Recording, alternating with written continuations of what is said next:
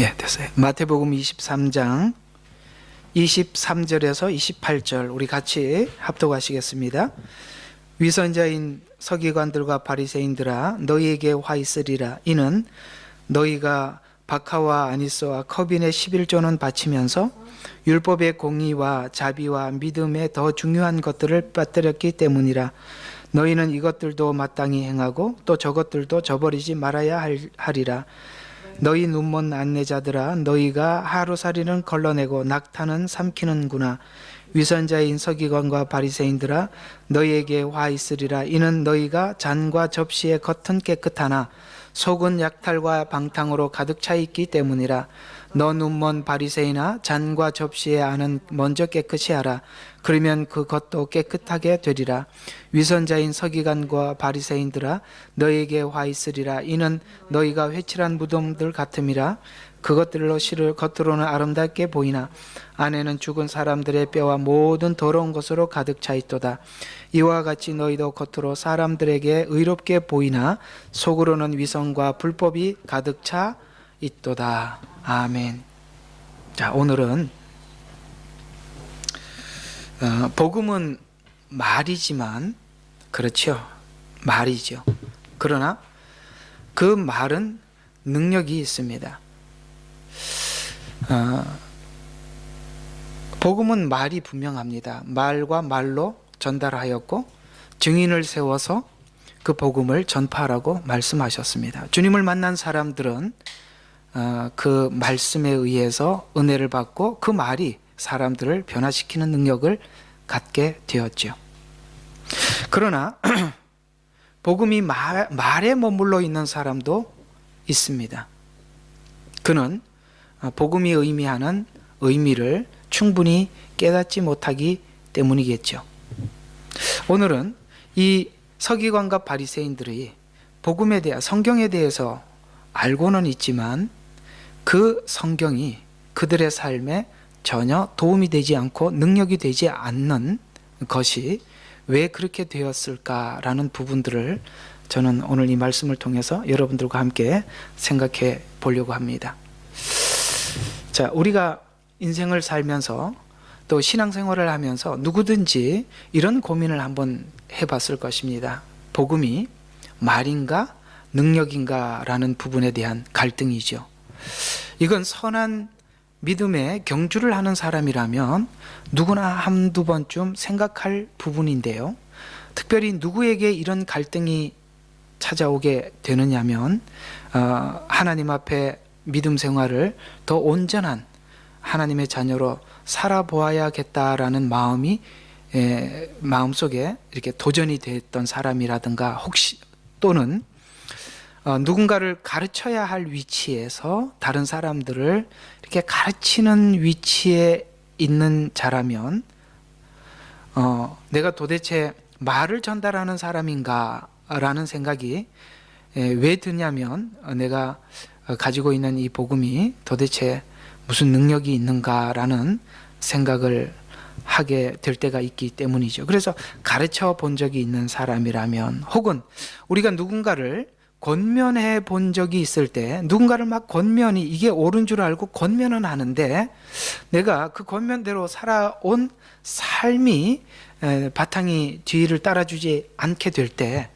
야, 도대체 나는 말만 하는 사람인가? 이 복음이 나에게 어떤 영향을 끼치는가라는 이 능력인가라는 이런 갈등을 하게 되겠죠.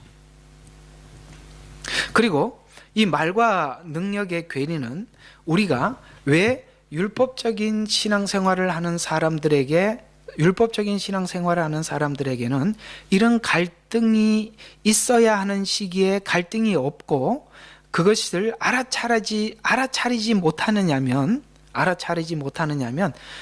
바로 율법적 신앙이 더 강화될수록 그것으로 충분하다고 생각하기 때문에 이런 것에 대해서 인지를 하지도 못하게 될 뿐만 아니라 오늘 여기까지 온 예수님께서 너희들의 상태가 정말 외식하는 자이다 라고 이렇게 강조했던 것처럼 여기까지 와도 그들이 온 자리가 어딘지 확인할 수 없을 만큼 이렇게 문제가 될 수 있다는 것입니다. 자, 다시 한번 정리를 해보면 우리가 바른 신앙과 바른 복음을 가지고 바른 길을 가기 위해서 열심히 가려고 하는 사람에게는 누구나 이 복음이 과연 내게 삶의 능력으로 나타나는가에 대한 갈등이 마땅히 있어야 정상이지만, 그러나 이게 율법적으로 더 강화되고 더 강화된 사람에게는 오늘 이 지경까지 와 있음에도 불구하고 예수님이 이렇게까지 지적을 해야 할 만큼이나 심각한 문제에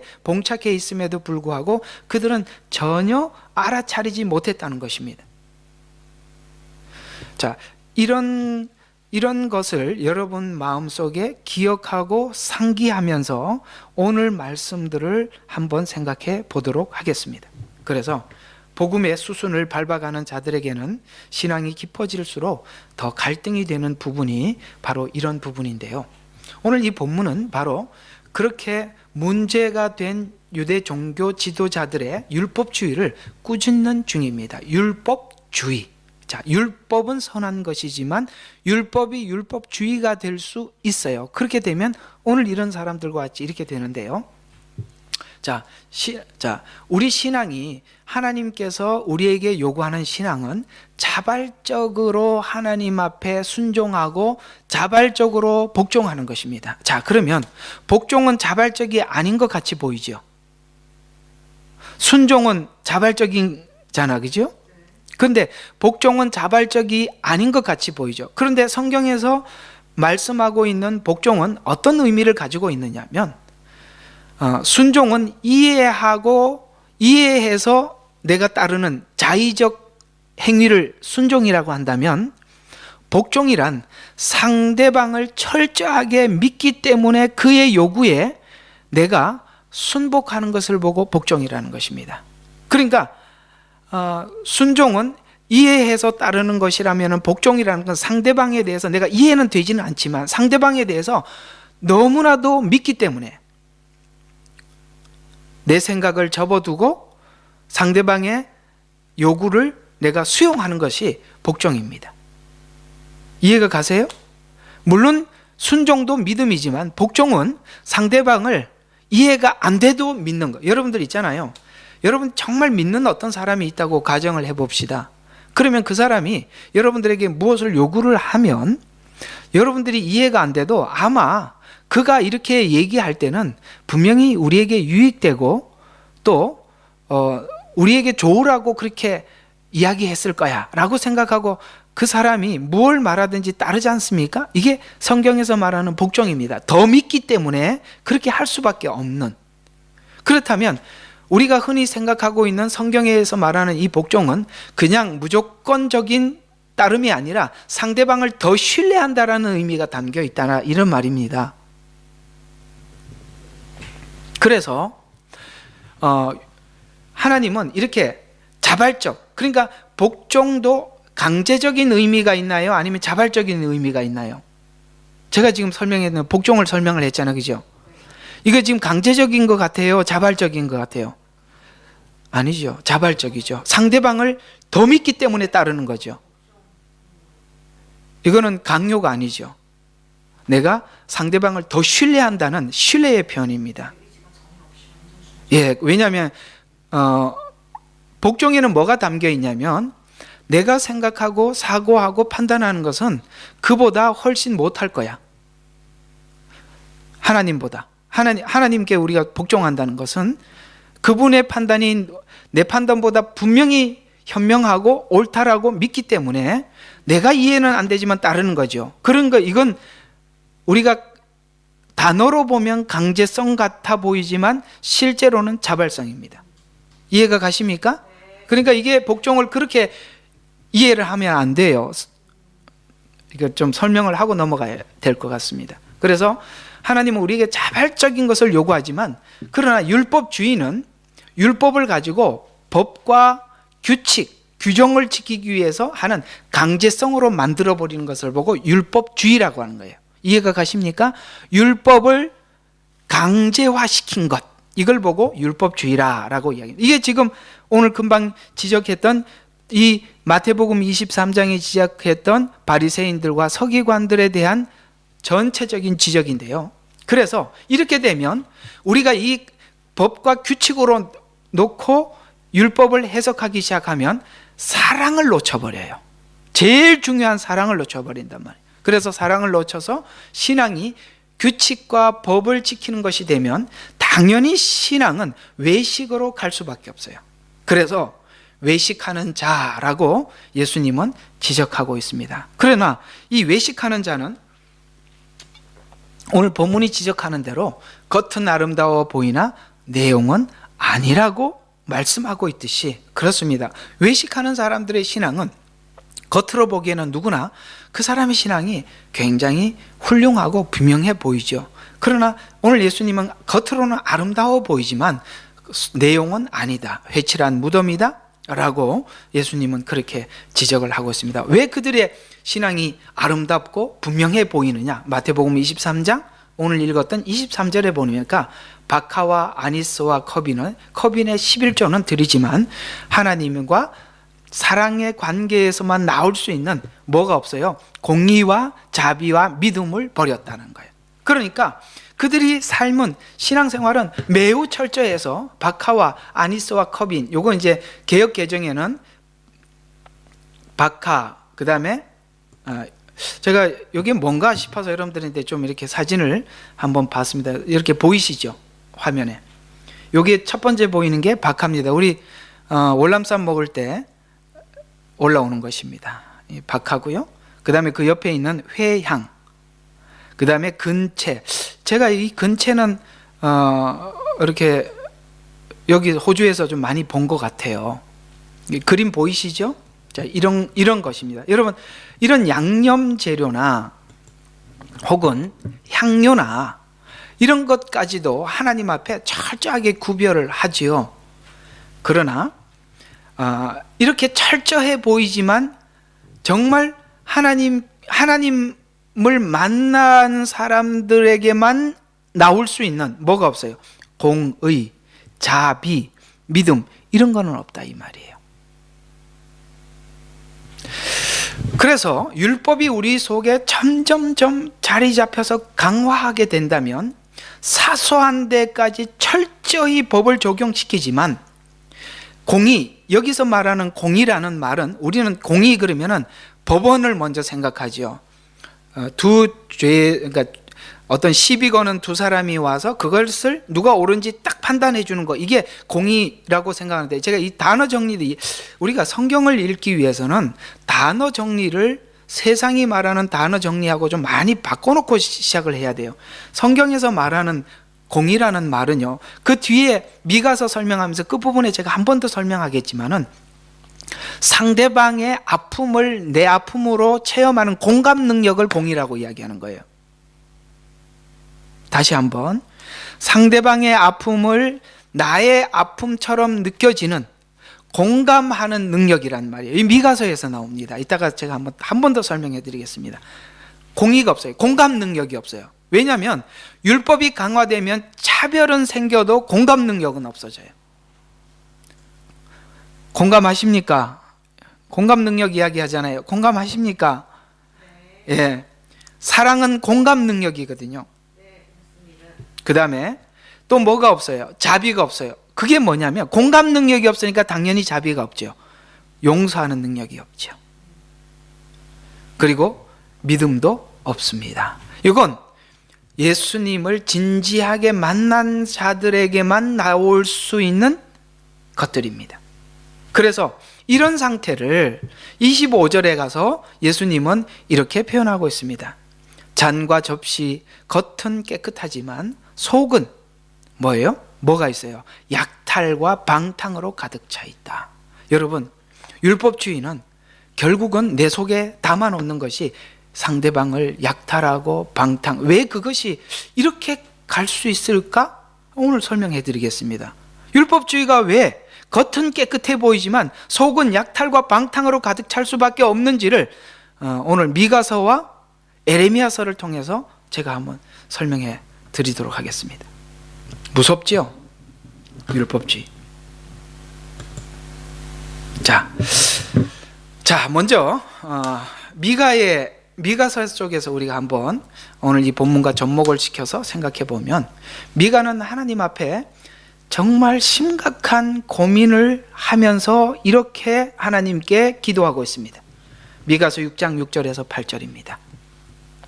내가 무엇을 가지고 주님 앞에 나아가며, 주님 앞에 나아가며, 무엇을 가지고 나아가며 높으신 하나님께 절할까? 첫 번째 이런 생각을 해봤습니다. 내가 번제물들 곧 1년 된 송아지들을 가지고 주님 앞에 나갈까? 아니었어요. 그러면 주께서 수천의 수양이나 수만의 기름의 강들로 기뻐하실까? 이렇게 많이 강과 같이 흘러내리게 하면 이런 걸 가지고 하나님이 기뻐하실까? 이건 지금 자기 자신은 아니잖아, 그죠? 자기 자신은 아니에요. 그래서 또 이렇게 생각해 봤어요. 내가 죄과로 인해서, 내 죄로 인해서, 그러면 내가 가장 귀하게 여기는 첫 태생을, 내 혼의 죄를 인하여 내 몸에 열매를 드릴까? 이건 뭐예요? 내 자식을 하나님께 드릴까? 그것도 아니에요. 그랬더니 저 미가가 하나님 앞에 고민하면서 얻은 답이 있어요. 사람아, 그분이 무엇이 선한 것인지 내게 보여주셨으며, 하나님이 무엇이 선한지 우리에게 보여주셨어요. 여러분, 무엇을 통해서 보여주었을까요? 바로 십자가의 사랑을 통해서 무엇이 선한 것인지, 무엇을 요구하는지 우리에게 보여주셨죠. 또 주께서 내게 요구하시는 것을 보여주셨으니, 이는 보여주셨단 말이 두 번 나옵니다.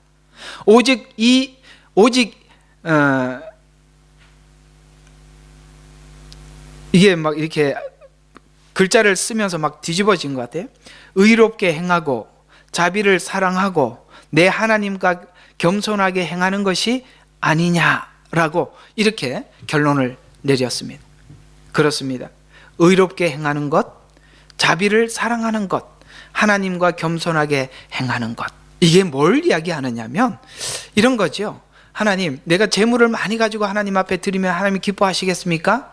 아니면 내 몸에 있는 첫 열매, 지금 내 몸에 있는 내 자녀들을 하나님께 드리는 걸 기뻐하시겠습니까? 아니구나. 하나님께서 진짜 원하시고 요구하시는 것은 바로 나 자신이구나 라는 것을 깨닫고 하나님께 드렸다는 거예요. 왜냐하면 하나님께서 내게 주었던 것이 의로움, 자비로움, 하나님께 겸손함, 이런 것들이었단 말이죠. 이건 율법주의자들이 절대 소유할 수 없는 겁니다. 주님을 만난 자들에게만 얻을 수 있는, 주님을 만난 자들이 고백할 수 있는 이야기들입니다. 그렇습니다. 우리는 누구나 다 이 미가 선지자가 고민했던 이 단계를 넘어오게 될 것입니다. 처음에 예수를 만나서 하나님 앞에 기도하며 드린 것들은 뭡니까? 1년 된 송아지, 이런 것들을 하나님 앞에, 하나님, 그래도 내가 가지고 있는 헌금입니다, 돈입니다, 내가 정말 은혜가 감사해서 이걸 드립니다, 이렇게 드렸더니, 야, 이거보다 좀 더 하나님 앞에 드릴 수 있는 것이라면 정말 내가 정말 사랑하는 자녀들, 이를 하나님 앞에 드릴까? 이걸 무슨 번제로 드린다는 것이 아니라, 우리 옛날에 이런 일들이 많이 있었어요. 하나님, 제가 은혜를 주시면 제가 낳은 첫 자녀들은 하나님께 바치겠습니다. 그래고 너는 하나님 앞에 헌신해라. 그래서 신학교 가라, 목회해라. 이런 부모님들이 많았다 이 말입니다. 이게 미가도 그런 고민을 해본 적이 있다 이 말이에요. 근데 하나님이 진짜 원하는 것은 그런 것이 아니라 나 자신이더라. 그렇습니다. 하나님이 원하는 것은 나를 달라는 것이지 내 주변에 있는 것들을 원하는 게 아니에요. 그것을 미가는 왜 깨달았을까요? 하나님은 아들을 주셨고 예수님은 자신을 우리에게 주셨습니다.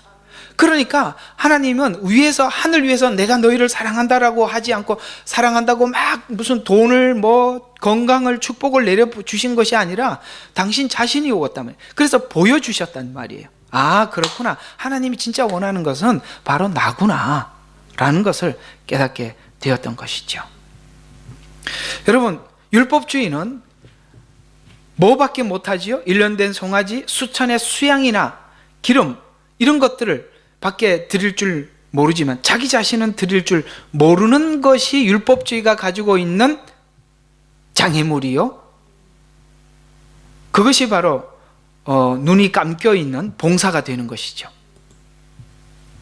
그래서 의롭게 행하고 자비를 사랑하고 내 하나님과 함께 겸손하게 행하는 것은 이게 평행법이에요. 그러니까 의롭게 행하는 것, 자비를 사랑하고 하나님과 함께 하는 이게 다 평행법 같은 거란 말이에요. 하나님과 함께 하면 의롭게 되고 자비를 사랑하게 돼요. 다 이렇게 같이 평행법으로 되는데 성경에서 말하고 있는 공의가 무엇이냐? 미가서 3장 1절과 4절에 보면 자, 지금 공의를 행해야 되는 사람이 여러분 약자예요, 강자예요? 공의를 행해야 되는 사람은 약자입니까? 강자입니까? 강자지요. 그래서 미가서 3장 1절과 4절에는 우두머리들과 통치자들아 라고 그들에게 지금 이야기를 하는 겁니다. 그러니까 우두머리들과 통치자들아 내가 너희에게 청하노니 들으라.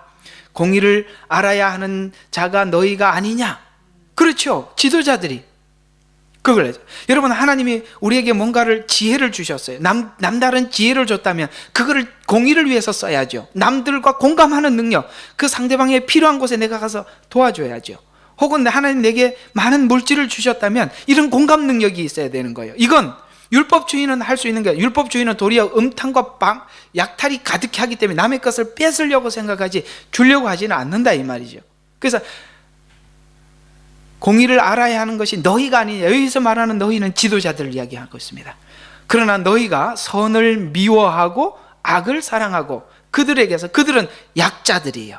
백성들을 이야기합니다. 그들에게 뭘 하냐고 얼마나 약탈이 심하냐면 가죽을 뜯어내고 그들의 가죽만 뜯어내니까 그 가죽 안에 있는 뼈에서 살을 뜯어내고 여러분 뼈에 있는 살 LA 갈비인가? 뭐 그런 갈비살까지 뜯어먹고 그 다음에 뭐예요? 내 백성들의 살을 먹고 그들에게 가죽을 벗겨내는도다. 그들이 백성의 뼈를 부수며 잘게 다지기를 마치 냄비와 소단에 고기를 넣은 것처럼 하는도다. 그때에 너희들이 그렇게 살고 있으면서도 위기가 왔을 때 그들이 내게 부르짖을 것이나 그는 그들을 듣지 아니하시고 오히려 그들을 향한 악한 행실을 따라서 그들에게서 자기 얼굴을 숨기시리라. 하나님은 이렇게 살면서 위급할 때만 와서 내게 도움을 요청한다면 너희들이 행한 악한 행실에 따라서 내가 그들에게 내 얼굴을 숨길 것이다 라고 이렇게 성경은 우리에게 말씀하고 있습니다. 자, 오늘 여기서 미가서 3장 1절과 4절에서 우리에게 주장하고 요구하고 알려주고 싶어 하는 것은 뭐냐면 너희가 공의가 없지 않느냐라는 이야기인데요. 공의란 바로 아까 처음 여러분들에게 말씀드린 것처럼 어렵고 힘든 자들에게 그들을 함께 공감하는 고통을 공감할 수 있는 공감 능력입니다. 따라서 성경에서 말하는 공의는 철저하게 이것이 옳다 저것이 틀렸다라고 나누는 능력이 아니라 공감 능력이라고 설명하고 있습니다. 어때요? 우리가 세상적 단어에서 보고 있는 공의와 성경에서 말하는 공의는 성격이 좀 다르잖아요? 그런데 이 공의는 먼저 치리자들과 종교 지도자들이 행해야 하는 것이 아니냐. 치리자들은 정치인들이고 종교 지도자들은 오늘 이렇게 종교 지도자들이에요. 왜냐하면 이 종교 지도자들에게 공의와 자비와 그 다음에 하나님과 함께 행하는 것이 없는 상태에서 종교 지도자가 되면 성도들의 뭐를 해요?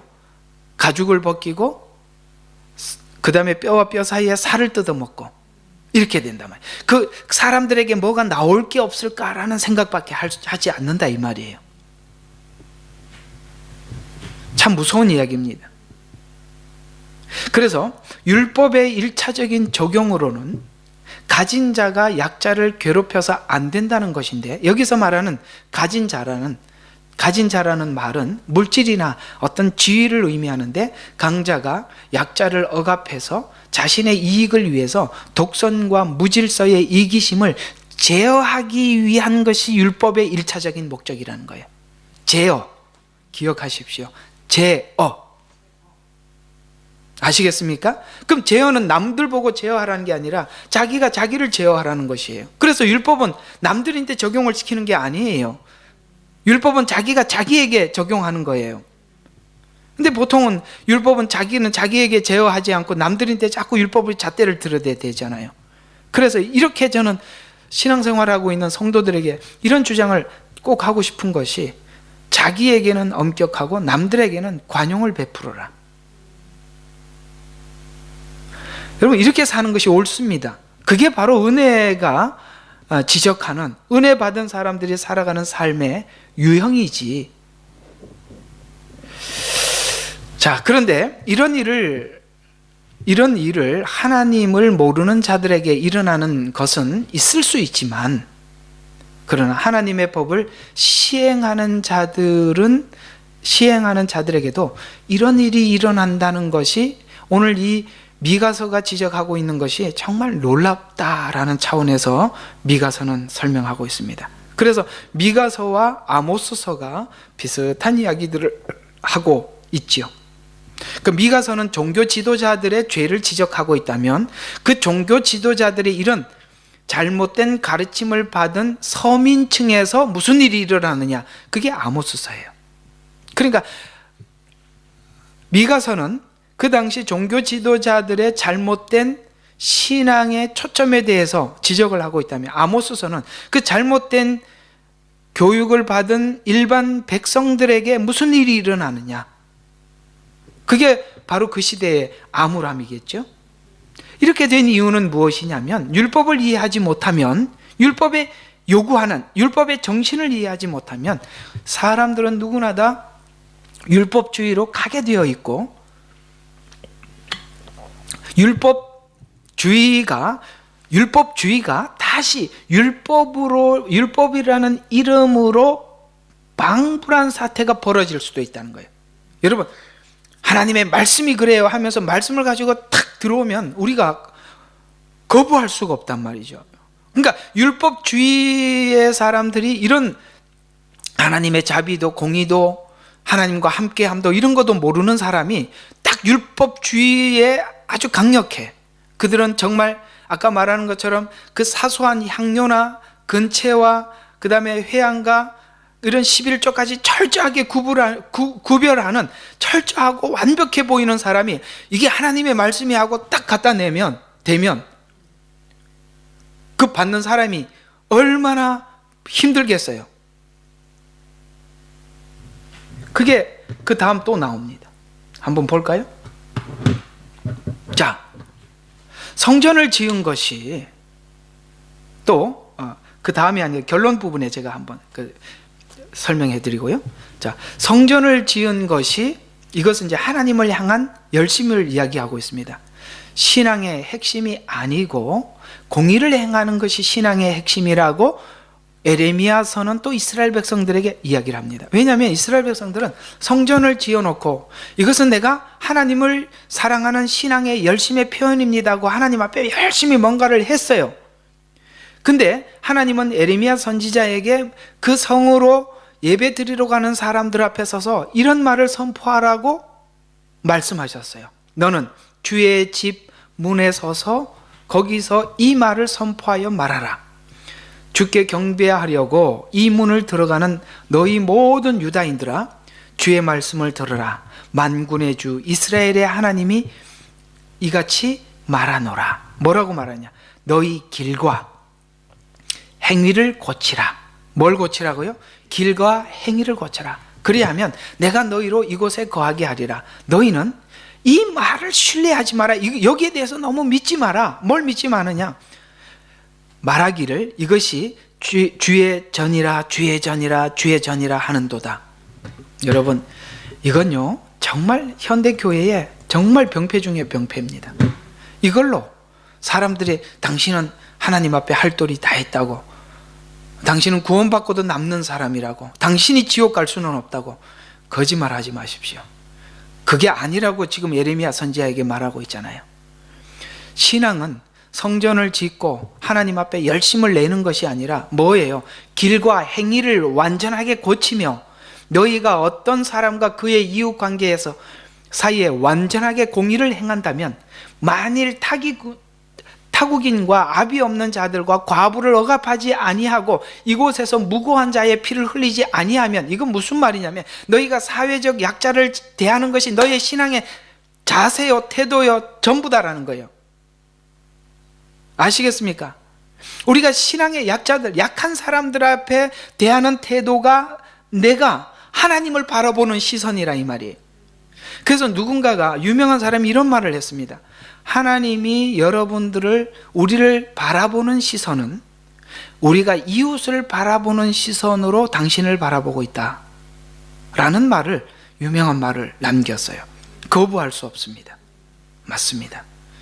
우리가 이웃을 생각하고 바라보는 눈으로 하나님도 우리를 바라볼, 왜? 그게 우리의 신앙의 표현이 그대로 나타나는 장소니까. 여러분 여기 보니까 타국인들, 여러분 타국인들 얼마나 무시해. 여기 지금 이민자들 많이 살고 있지만 그래도 한국인과 한국인은 서로 눈치를 보지요. 근데 타국인들에 대해서는 정말 눈치를 안 보죠. 우리도 그러는데 딴 사람들은 더 하더라고요. 하여튼 할 얘기 많습니다. 여기서 많이 느끼는 부분들이죠. 타국인들은 함부로 대할 수 있어요. 압이 없는 자들, 고아들 아닙니까? 과부는 남편이 없는 자예요. 그 안에 어떤 능력이 있어서 누군가를, 그 사람들을 지켜줄 사람이 없는 고아와 과부들이죠. 그 다음에 무고한 자의 피를 흘리지 아니하며, 그러니까 이거는 사회적 약자를 대하는 너의 신앙의 태도가 하나님을 바라보는 신앙에 담겨있는 신앙의 전부다라는 거예요.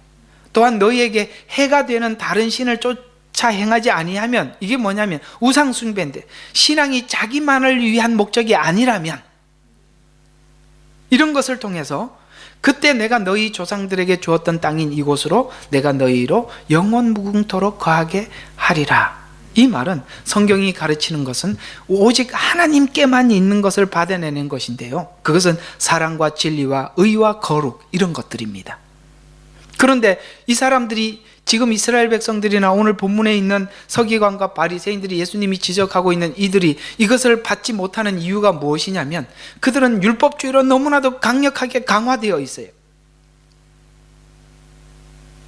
그렇게 하면 할수록 우리는 하나님의 의와 거룩과 진리와 사랑을 받아낼 수가 없습니다. 신앙은 무엇을 해서, 여기서 이제 에레미야서에서 말씀하고 있는 대로 한다면 성전 건축, 열심히 있는 어떤 행위, 이런 것이요, 이런 것을 가지고 하나님을 감복시키는 것이 아니라 하나님의 것을 내 속에 채우는 것, 그것이 무엇이냐면 우리의 신앙이 바로 하나님의 원리와 성품으로, 하나님의 원리와 성품을 내 삶의 원리로 삼는 것, 이게 신앙이라는 거예요.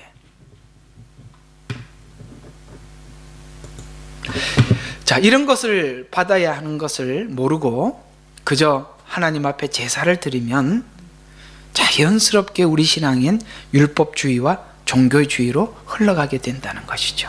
그러면 너의 율법과 종교성으로 네가 가지고 있는 율법을 잘 지키는 것과 종교, 열심히 기도하고 이렇게 종교 행위들이 그저 하나님 앞에 하지 못하는 어떤 일들에 대해서, 하나님 요구에 대해서 할 수 없는 것들에 면죄부가 되고 세력이 되어가는 것이 아니냐. 이것이 바로 중세 기독교에 있었던 오류들인데요, 그들은 하나님 앞에 거룩하고 완전한 신앙인이라는 것을 증거하기 위해서 수도원으로 들어가서 그들은 금욕주의 생활을 하게 됩니다. 그 금욕주의가 단순히 하나님 앞에 금욕주의가 아니라 그것이 나는 이렇게 거룩하게 산다고 해서 사회적인 어떤 존경과 지위를 부여받아서 그 존경과 지위를 부여받은 것으로 사람들을 억압해 들어갔다, 이 말이에요. 따라서 제가 이걸 가지고 여러분들한테 한 가지 부탁드리고 강요하고 싶은 것은, 사람들이 만들어 놓은 내적 치유 프로그램이나 어떤 프로그램이 우리에게는 잠깐의 어떤 유익을 줄 수는 있어도 근본적인 해결은 안 된다는 거예요. 금욕주의가. 이해가 가요? 무슨 시스템이나 훈련을 받는 것이 잠시는 도움은 될 수 있지만 근본적으로 하나님과 깊은 부딪힘과 만남이 없이는 해결이 안 되는 거예요. 중세 기독교는 바로 그리스도를 만나고 성령 안에서 하나님과 연합되는 일을 위해서 간 것이 아니라 그런 것을 세팅화시키고 프로그램화시키고 금욕화시켜서 했지만, 그것이 도리어 교황이라는 이름에게 힘을 싣고 내가 이렇게 뭐라고 이야기하지? 내가 이렇게 하나님 앞에 금욕적인 삶을 삶으로 내가 판단하고 내가 하는 말에 대해서는 아무 오류가 없다고 도리어 사람들을 억압하는 데 썼다 이 말이에요. 사람에게 권력이 주어지면 사람의 마음이 바뀌는 겁니다. 여러분 이런 걸 느껴본 적이 있나요? 어느 날 공돈이 두둑하게 지갑에 탁 생기고 시간이 생겨버렸어요. 생각이 이상한 생각들이 막 지나가지 않아요?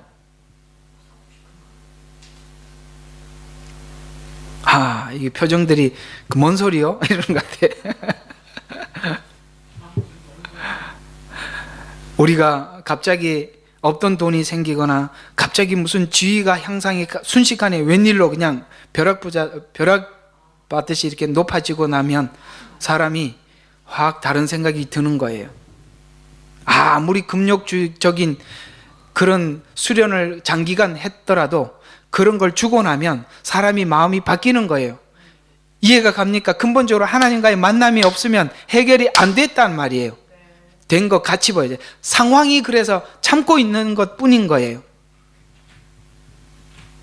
그래서 지금 이 에레미야서는 계속 이 말을 지적해 들어가다가 에레미야서 7장에 가서 이렇게 쭉 이야기하다가 이렇게 이야기합니다. 너희들이 지금 그렇게 성전에서 이것이 주의 전이라 주의 전이라 그러면서 형식적으로 신앙생활하고 율법을 지키며 그런 것들이 도리어 면죄부가 되어서 도둑질하고 살인하고 간음하고 거짓 맹세하고 바알에게 분향하고 알지 못하는 신을 따르며 그 뒤에 그들이 말하기를 이렇게 이야기를 했다는 거예요. 이 모든 가증한 것을 행하도록 구원받았다. 이게 무슨 말이냐면 우리는 하나님 앞에 이렇게 완벽하게 신앙생활을 했기 때문에 우리는 이런 거 해도 괜찮다, 해도 된다. 왜? 내가 이렇게 하나님 앞에 이렇게 이미 한 게 있다는 거예요. 그래서 면죄부가 되었단 말이야. 그래서 지금 예레미야가 이스라엘 백성들에게 향해서 하는 말은 이런 이야기입니다. 너희들이 성전을 왜 지었냐? 강도짓 하려고 지었냐? 라고 이렇게 질문을 하고 있다 이 말입니다. 기도 많이 하면 하나님 앞에 한 일이 많으면 함부로 살아도 되는 겁니까? 헌금 많이 하고 교회의 수장이 돼서 잘 이끌어 나가는 위치에 올라가면 이렇게 해도 괜찮은 겁니까? 그 얘기입니다. 조심하셔야 돼요. 하면 할수록 우리들의 얼굴이 하나님 앞에 감추어질 수 있도록 애를 쓰셔야 합니다. 그래서 성전을 지어 우리는 하나님을 사랑하는 자라는 면허를 받아서 이기적이고 독선적인 것에 면죄부가 되어 너희들이 지금 도적이 되어가고 있지 않느냐라고 예레미야는 지적하고 있지요. 자, 이 현대 기독교에서도 이런 그 앞에 있는 율법주의의 미혹은 큰 문제가 되는데요. 율법주의와 같이 자신은 신앙인이라고 속이고 가장 중요한 중심이 되는 일을 놓치는데 이렇게 놓치게 됩니다. 자, 마태복음 12장 1절과 5절에 한 말씀이 귀한 말씀입니다. 아까 뒤에 가서 답을 드린다고 했던 말씀이 이 이야기입니다. 이게 바로 신앙이라는 거예요. 자, 율법주의와 예수님이 지금 충돌하는 이야기죠. 그때 안식일에 곡식밭을 지나가시는데 제자들이 시장에서 이삭을 따서 먹기 시작하더라. 그러자 바리새인들이 그것을 보고 주께 말씀드리기를 보소서 당신의 제자들이 안식일에 해서는 안 되는 일을 하고 있나이다 라고 하니 주께서 그들에게 말씀하시기를 너희는 다윗과 그의 일행이 시장에서 하였던 일을 읽어보지 못하였느냐? 그가 하나님 집에 들어가서 오직 제사장들 외에 먹어서는 아니 되는 차려놓은 빵을 자기와 일행이 먹지 아니하였느냐? 나는 자비를 원하고 제사를 원치 아니하였노라는 그 의미를 너희가 알았더라면 무죄한 사람을 정죄하지 않았으리라. 인자는 곧 안식일에 주시니라. 여기에 많은 의미가 있지만 오늘 이 내용과 접목을 시켜보면 바로 이런 이야기입니다. 제사보다 자비가 우선이라는 거예요. 이 말은 무슨 말이냐면, 지금 제자들의 잘못을 지적을 하고 있는데, 잘못을 지적할 때 진리를 지키는 것이라면 좋은 것이지만 상대의 범법을 지적하는 것이 지적하시는 것이라면 잘못이라는 거예요. 우리는 율법주의가 되면 상대방의 잘못을 지적하는 데 주력하죠. 근데 진리를 지키는 것, 만약에 그 진리에서 떠난 잘못된 것을 하는 것을 진리 안으로 데리고 오기 위해서 지적하는 것이라면 예습니다. 그러나 범법을 지적해서 뭘 하겠다는 겁니까? 오늘 이 이야기는 그 뒤에 바로 이 문제가 걸리는 거예요. 율법의 목적의 가장 중요한 부분은 약한 자를 지키기 위해서 강한 자를 제어하기 위해, 아까 말씀드린 거예요. 그 다음에 두 번째는 약한 자를 도우라. 그러니까 첫 번째는 뭐 하라고요? 자기를 제어하고 약한 자를 도우라는 것이 적극적인 율법의 표현에 들어가 있는 것인데, 그래서 자비가 제사보다 우선되는 것은, 지금 제자들이 배가 고파서 이삭을 잘라 먹은 것을 보면 자비, 은혜를 아는 사람이라면 너 이렇게 안식일에 못할 일을 했느냐라는 지적보다는 뭘 해줘야 되죠? 먹을 것을 주는 것이죠. 이게 지금 야고보서에서 말씀하고 있는 거 아니겠습니까? 헐벗은 사람이 있고, 그 다음에 먹을 것이 없는 사람이 있으면 더웁게 하라, 배부르게 하라. 여러분, 율법주의는 이런 정도밖에 할 수 없지만, 그러나 은혜는 실제 그에게 가까이 찾아가서 먹을 것을 주고 입을 것을 나누어 주는 것이죠. 지금 제자들이 배가 고파서 그것을 잘라 먹었다면, 제사를 원하는 것이 아니라 하나님이 원하는 것은 자비라면, 네가 하나님을 제대로 알았다면 그 배고픈 자들에게 도리어 먹을 음식을 갖다 주는 것이, 그게 바로 율법의 정신 아니냐, 율법이 원래 했던 말이 그 말이 아니냐라고 예수님이 지적하고 있는 중이죠. 오늘날 몇 가지 신앙적인 행위를 더 많이 한 것과 하지 않은 것으로 우리가 경쟁하고 분노하기도 합니다. 그래서 우리는 이렇게 우리 자신들의 신앙을 한번 진단해 볼 필요가 있는데요. 여러분들이 예수를 믿고 믿은 시간이 길면 길수록 사람들이 나를 만나면 거리가 멀어져 간다면, 내 신앙의 중심은 종교성과 율법주의 신앙일 가능성이 크고 아마도 그럴 것입니다. 그 열매로, 우리의 신앙의 삶의 열매로 상대를 세워주는 것은 은혜가 하는 일이죠. 그러나 세워주지 못하죠. 그래서 여러분, 신앙의 연륜이 깊어가면 깊어갈수록 사람들이 여러분들이 좋아해요? 아니면은 만나기 무서워서 이렇게 피해 가십니까? 그래서 신앙의 연륜이 깊어가면 갈수록 여러분 주변에 많은 사람들이 모여 있어야 하고, 만나면 좋은 친구가 되어야 합니다. 근데 이상하게 믿음이 좋고 신앙이 있다라고 생각하는 사람들 곁에 가기가 불편해지고 지기 시작한다면, 우리는 그 신앙 안에 뭔가 많은 문제가 있는 것이죠. 근처의 11조까지 구별할 만큼 철저하지만 겉만 닦는 것이 된 것입니다. 신앙이 제대로 채워져 있지 않으면 우리의 삶과 인생이 세상이 감당지 못할 존재가 되어 있을 것인데 말이죠. 자, 오늘 이야기들을 한번 결론에 가서 한번 정리를 해 보겠습니다. 신앙은 바로 이런 개념입니다. 어떤 개념이냐? 고린도전서 4장 14절과 19절에 이런 말씀을 하고 있습니다. 내가 이런 것을 쓰는 것은 너희를 부끄럽게 하려는 것이 아니요 다만 나의 사랑하는 자들 아들들 같이 너희를 훈계하려는 것이라. 이는 너희가 그리스도 안에서 1만 명의 스승을 가졌을지라도 아비들은 많지 아니하니 그리스도 예수 안에서 복음을 통하여 내가 너희를 낳았음이라. 어떤 사람들은 내가 마치 너희에게 가지 아니할 것 같이 교만해져 있도다. 바울이 옆에, 앞으로 바울은 내게 오지 않을 것이다, 바울이 옆에 없다. 이 말은 뭐냐면 바울이 옆에 있을 때는 안 그랬다 이 말이에요. 사람을 보고 신앙생활을 한다 이 말이에요. 그래서 내가 마치 너희에게 가지 아니하는 것 같이 교만해져 있도다. 그러나 주께서 원하시면 내가 너희에게 속히 가서 지금 이렇게 교만해져 있는 사람들의 언변이 아니라 능력을 알아보리라. 왜? 하나님의 말씀은 말에 있지 않고 능력에 있다는 것은 이 지금 초대교회 안에 특히 이 고린도 교회의 영지주의, 그들은 하나님과 직접 교통하고 하나님의 음성을 듣는 사람들이라고 자기들은 이야기하는 사람들이었어요. 그 당시에 영지주의자들이. 그러니까 신과 그렇게 가깝고 하나님이 자기에게 기도만 하면 다 알려주고 이런다 이 말이에요. 그래서 나는 너희와 다르다라고 기고만장한 사람들을 지적하고 있어요. 너희가 이렇게 신앙의 높은 경지에 와 있다면 한번 보여줘라.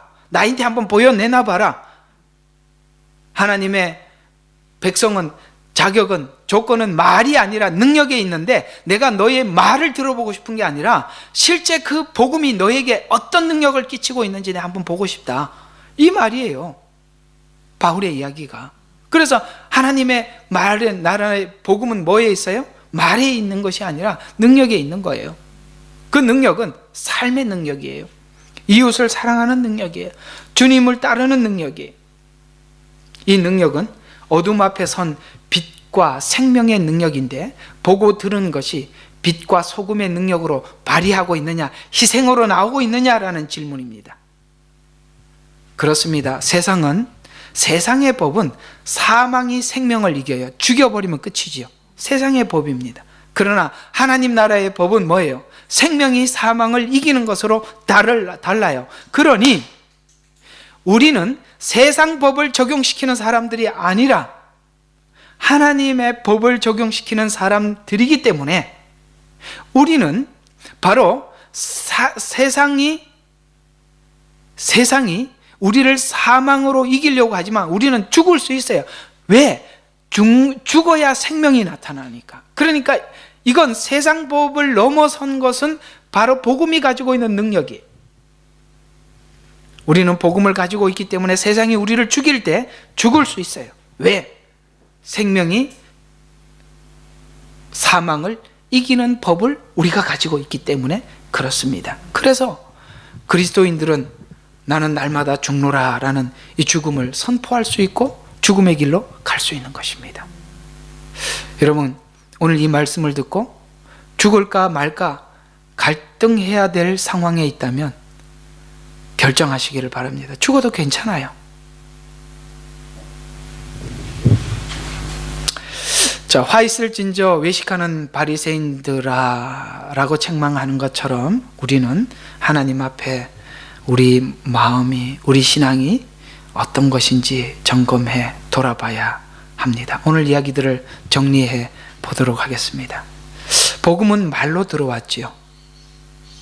그러나 행함으로 가려고 하는 결단이 필요합니다. 그것이 안 되면 그 결단이 율법주의로 가는 것이 아니라 행함으로 가려고 하는데 내가 내 힘으로 할 수 없어져요. 그럴 때 누구를 구하고 찾게 되느냐? 예수 그리스도를 구하고 찾게 되겠죠. 그때 바로 우리의 삶은 능력 가운데, 주님과의 만남을 통해서 능력 가운데 나타나게 될 것입니다. 오늘 이 이야기들을 우리가 잘 기억하면서 여러분이 종교적으로나 율법적으로 철저하더라도 그 속에 하나님의 자비와 사랑과 은혜가 우리에게 없다면 돌아봐야 하고, 자비와 은혜와 사랑이 없다는 것은 우리가 정말 고아와 가부와 어려운 이웃을 바라볼 때 내가 어떤 마음으로 바라보는가 라는 것을 우리가 점검해 보면 될 것입니다. 오늘 23장에 있는 내용은 지금 우리가 수요일마다 하고 있는 야고보서와 밀접한 관계를 가지고 있어서 그때 좀 더 세밀하게 보충 설명이 될 것 같습니다. 자, 한번 기도하겠습니다. 끊으면 돼요. 좋으시고 고마우신 아버지 하나님 감사합니다. 오늘도 귀한 말씀으로 찾아와 주시니 감사를 드립니다. 복음은 능력입니다. 나를 변화시키는 능력이며 그리스도와 연합하는 능력입니다. 그 능력이 빛과 소금으로 증거되게 도와주시옵소서. 오늘도 말씀을 들은 사랑하는 성도들이 오늘도 이 말씀에 마음에 큰 도전을 받게 해주시고 정말 그리스도와의 만남을 통해서 저들의 어렵고 힘든 문제들이 다 해결되어질 수 있도록 축복하여 주옵소서. 예수 그리스도의 이름으로 기도드렸습니다. 아멘.